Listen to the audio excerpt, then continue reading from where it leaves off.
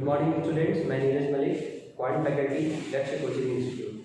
So students, आज हम लोग रेशियो की नेक्स्ट क्लास की शुरुआत करने वाले हैं। सो शुरू करते हैं क्लास को। देखिए, लास्ट क्लास में हमने क्या सीखा था। हमने बेसिक कॉन्सेप्ट सीखे थे कि रेशियो और फ्रैक्शन में क्या डिफरेंस होता है। फिर हमने ये सीखा था कि रेशियो किस प्रकार से हम रेशियो को निकालेंगे, A ratio, B ratio, C ratio, D ratio, E, इस प्रकार से हम बढ़ते चल सकते हैं। ठीक है, बस हमको लिंकिंग एलिमेंट को देखना है। आज हम शुरुआत करेंगे रेशियो ऑफ अ फ्रैक्शन से। जैसे मान लीजिए क्वेश्चन है, मेरे पास टोटल अमाउंट है 52,000 रुपीज़। ठीक है, और मैं ये चाहता हूँ कि मैं इस अमाउंट को राम और मोहन पे 8:5 में डिस्ट्रीब्यूट करूँ। ठीक है, और मैं आपसे ये प्रश्न पूछता हूँ कि आप बताइए कि मोहन को राम से कितने कम रुपए मिलेंगे। ठीक है, मोहन को राम से कितने कम रुपए मिलेंगे। तो सिंपल सा क्वेश्चन है। देखिए, टोटल पार्ट्स कितने हैं, 8 + 5, 13 पार्ट्स हैं टोटल। ठीक है, यही 13 पार्ट्स तो 52,000 बनेंगे। क्लियर है ना। तो 13 पार्ट्स का मतलब हुआ 52,000 रुपीज़। तो एक पार्ट की वैल्यू कितनी हो जाएगी, एक पार्ट की वैल्यू हो जाएगी 4,000 रुपीज़। जब 13 पार्ट्स की वैल्यू 52,000 रुपीज़ थी, तो एक पार्ट की वैल्यू कितनी बनेगी, 4,000 रुपीज़ बनेगी।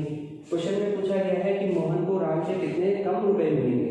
देखिए, पार्ट्स में देखा जाए तो मोहन को राम से 3 हिस्से कम मिलेंगे। क्लियर है। तो जब एक पार्ट की वैल्यू है 4,000, तो 3 पार्ट की वैल्यू कितनी हो जाएगी, 12,000। तो यही होगा क्या हमारा आंसर। क्लियर है, तो यही हमारा क्या हो जाएगा, आंसर हो जाएगा। ठीक है, तो आपके पास ये क्वेश्चंस आ सकते हैं जिसमें आपको रेशियो को डिवाइड करना होगा, किसमें, किसी फ्रैक्शन में। क्लियर। अगला क्वेश्चन देखते हैं इस प्रकार से।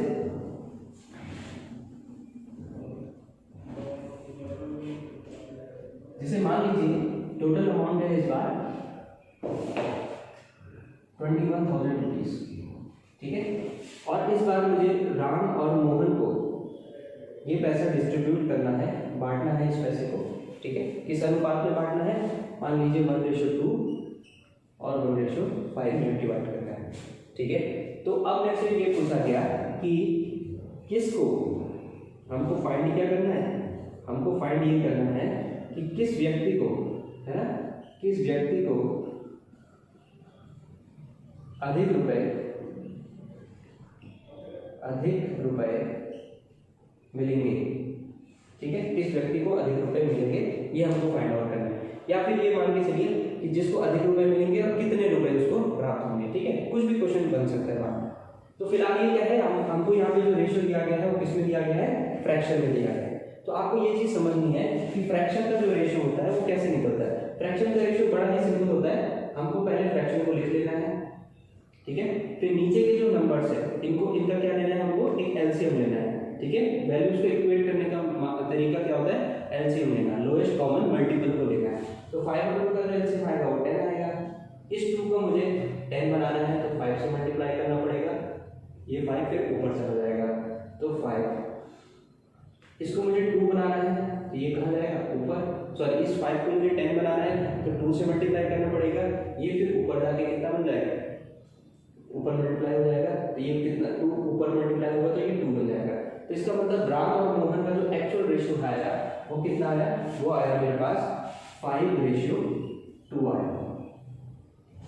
ठीक है, 5:2 आया। अब क्वेश्चन यदि क्वेश्चन ये होगा कि किस व्यक्ति को अधिक रुपए मिलेंगे, तो आपका आंसर क्या होगा, राम को अधिक मिलेंगे या मोहन को। ऑब्वियस सी बात है, राम को अधिक रुपए मिलेंगे। ठीक है, यदि क्वेश्चन ये आया कि राम को कितने रुपए मिलेंगे, राम को कितने रुपए मिलेंगे, तो जैसे ही हमने अभी इससे पिछले वाले क्वेश्चन में सॉल्व किया था। देखिए, 7 पार्ट हुए, 5 + 2 7 हुआ। 7 पार्ट की वैल्यू कितनी बनी, 21,000। तो एक पार्ट की वैल्यू कितनी बनेगी, 3,000 रुपये बनेगी। मुझे बताना है राम के हिस्से की वैल्यू। एक पार्ट की वैल्यू है 3,000। राम को कितने पार्ट मिल रहे हैं, राम को मिल रहे हैं 5 पार्ट। तो राम को कितने मिलेंगे, जब एक की वैल्यू है 3,000 तो 5 की मिलेगी कितनी, 15। 15,000। ठीक है, तो आप एक बार इसके सॉल्यूशन को देखिए, ये सही है और समझिए इस क्वेश्चन को। ठीक है,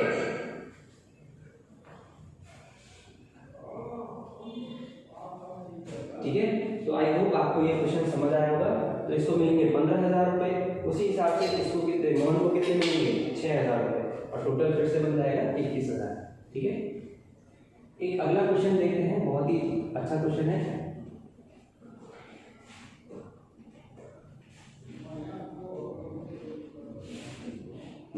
मान लीजिए एक बैग है जिसमें कुल धनराशि जो रखी गई है, टोटल अमाउंट वो रखी गई है 66,000 रुपीज। ठीक है, एक बैग है जिसमें 66,000 रुपये रखे गए हैं।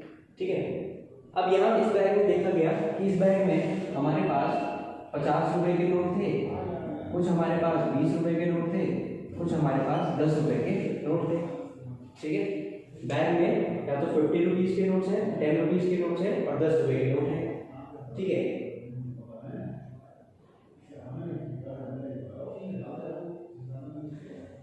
फिर ये देखा गया कि यहाँ पे जो संख्या थी इन नोटों की, उनका जो अनुपात था वो था 4:5:6।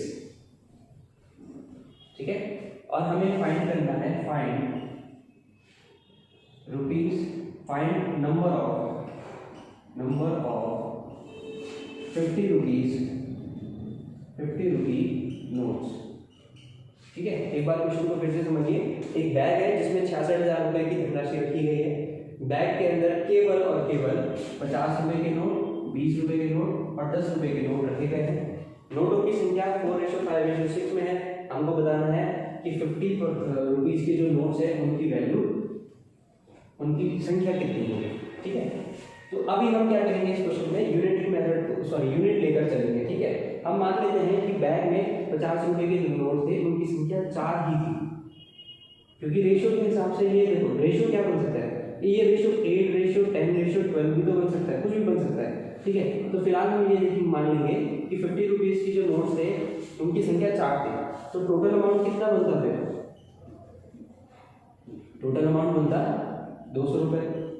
ठीक है, यदि 20 रुपीज के नोट की संख्या 5 होगी तो टोटल अमाउंट कितना बनता, 100 रुपीज बनता। और यदि 10 रुपये के नोट्स की जो संख्या थी वो कितनी थी, यहाँ पे 6 थी, 6 रुपीज के हिसाब से थी। 10 रुपये के जो नोट्स थे उनकी संख्या, सॉरी ये 10 रुपीज नहीं है, ये 5 रुपीज है। ठीक है, 5 रुपीज के नोट्स है, तो 5 रुपीज के नोट्स की जो संख्या है वो है 6, तो टोटल अमाउंट कितना बनता, 30 बनता। तो मेरे हिसाब से टोटल अमाउंट बनता 330। मेरे हिसाब से रेशियो अगर मैं 1 मानता तो टोटल अमाउंट मेरे पास बनता ₹330। परंतु क्वेश्चन में जो टोटल अमाउंट दिया है वो कितना दिया है, 66,000 रुपीज। अब देखिए ये 330 किसको डिनोट कर रहा है, ये 330 डिनोट कर रहा है 66,000 को, है ना। 330 किसको डिनोट कर रहा है, 66,000। इसका मतलब 330 हिस्सों की जो वैल्यू है वो कितनी है, 66,000 है। ये रेशियो की वैल्यू में ध्यान रखिएगा, और ये अमाउंट है। ठीक है, तो जब 330 की वैल्यू 66,000 हुई तो 1 की वैल्यू कितनी बनेगी, 1 की वैल्यू कितनी बनेगी, 330 की वैल्यू हुई 66,000, तो 1 की वैल्यू बनेगी कितना, 200। क्वेश्चन में पूछा गया था 50 रुपये के नोट्स की संख्या बताओ। 50 रुपये के नोट्स की जो संख्या थी वो थी 4, तो 1 की वैल्यू 200 बनी, तो 4 की वैल्यू कितनी बन जाएगी, 800। इसका मतलब उस बैग में 50 रुपीज के जो नोट थे, 50 रुपीज के जो नोट थे उनकी संख्या कितनी थी, 800 थी, और यही क्या होगा, हमारा आंसर होगा। ठीक है, क्लियर है। तो देखिए ये क्वेश्चन वैसे वर्बली है, वर्बली आप इस क्वेश्चन को कर सकते हैं, बट इसको यहाँ पे हमने समझाया है डिटेल में। ठीक है ना, तो एक क्वेश्चन इस पर और करके देखते हैं, आप 1 मिनट इसका सॉल्यूशन देखिए।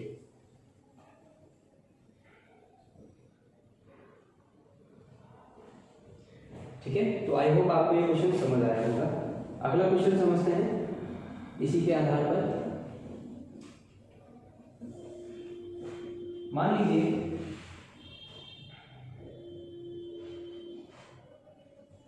बैग में जो टोटल अमाउंट है वो है 450 रुपये। कितना है, 450 रुपये। परंतु इस बार बैग में नोट की जगह कॉइन्स रखे गए हैं। कॉइन्स रखे गए हैं, 1 रुपए के सिक्के हैं, कुछ सिक्के 50 पैसे के हैं और कुछ सिक्के 25 पैसे के हैं। ठीक है,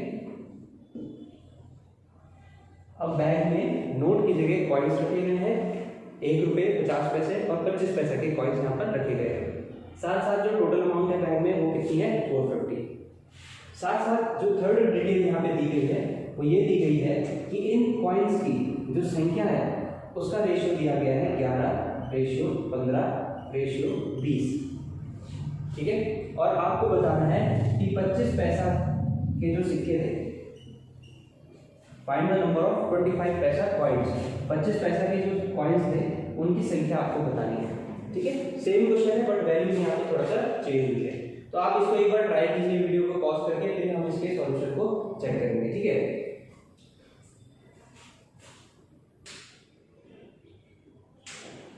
चलिए देखिए, अब हम वापस वही तरीका इस्तेमाल करेंगे। हम मान लेंगे कि अनुपात 11:15:20 यही है, तो हमारे हिसाब से जो टोटल अमाउंट बनेगा, टोटल अमाउंट जो बनेगा वो कितना बनेगा, देखो 11 रुपए के, यदि 1 रुपए के 11 सिक्के हैं तो टोटल अमाउंट कितना बनेगा, 11 रुपए बनेगा, है ना। 50 पैसे के यदि 15 सिक्के हैं तो टोटल अमाउंट कितना बन जाएगा। अब यहाँ पे आप मल्टीप्लाई मत कर दीजिएगा। ठीक है, 50 पैसे के सिक्के हैं, आपको रुपीस में अमाउंट बताना है, तो 50 पैसे के यदि 15 सिक्के हैं तो टोटल अमाउंट बनेगा 7.5 रुपए। ठीक है, वैसे ही 25 पैसा के यदि 20 सिक्के हैं तो टोटल अमाउंट कितना बनेगा, कितना बनेगा, टोटल अमाउंट बन जाएगा यहाँ पे 5 रुपए। ठीक है, क्लियर है। तो यहाँ पे मान लीजिए थोड़ा सा क्वेश्चन में चेंज करते हैं, 450 की जगह इसको कर लेते हैं 460। क्लियर है। तो देखिए यहाँ पे अब कितनी टोटल अमाउंट हमारे हिसाब से कितना आया, 23.5 आया। तो हमारे हिसाब से जो टोटल अमाउंट बना वो कितना बना, 23.5। परंतु क्वेश्चन के हिसाब से जो टोटल अमाउंट बना कितना, 460 बना। तो इसका मतलब 23.5 की वैल्यू कितनी हुई, 450 हुई। 23.5 की वैल्यू कितनी हुई, 460। तो इसका मतलब तो जिसको 1 की वैल्यू निकालनी है मुझे, है ना। तो देखिए इसका जस्ट डबल होगा ना, 23.5 का डबल 470, सॉरी थोड़ा सा इसको एक बार फिर से थोड़ा सा चेंज कर लीजिए आप, 470 होगी वैल्यू। ठीक है, हमको सिर्फ क्वेश्चन को देखना है। ठीक है, तो यहाँ पे इसका मतलब क्या हुआ कि एक की वैल्यू कितनी, एक की वैल्यू कितनी होगी यहाँ पे 20 हो जाएगी, एक की वैल्यू 20 हो जाएगी। क्लियर है, मुझे निकालना है 25 पैसा कॉइन्स की वैल्यू। तो 25 पैसा कॉइन्स की जो नंबर ऑफ कॉइन्स थे उसकी संख्या कितनी दी गई थी, 20 दी गई। तो हमारा आंसर सीधे सीधे कितना हो जाएगा, 20 × 20 400। देखिए जब एक की वैल्यू 20 है तो 20 की वैल्यू कितनी हो जाएगी, 400 ही हो जाएगी। तो यही होगा हमारा क्या आंसर। इसका मतलब उस बैग में 25 पैसे के जो कॉइन्स थे उनकी संख्या कितनी थी, 400 थी। क्लियर है। देखिए यहाँ पे आपको मेथड को थोड़ा सा सीखने की कोशिश करनी है। ठीक है, आंसर अगर आपका मेथड सही है, अगर आप मेथड सही तरीके से लगा रहे हैं तो आपका आंसर अच्छे तरीके से आएगा ही आएगा। जितना आप प्रैक्टिस करोगे सही मेथड पे उतनी आपकी स्पीड और इंक्रीज होगी।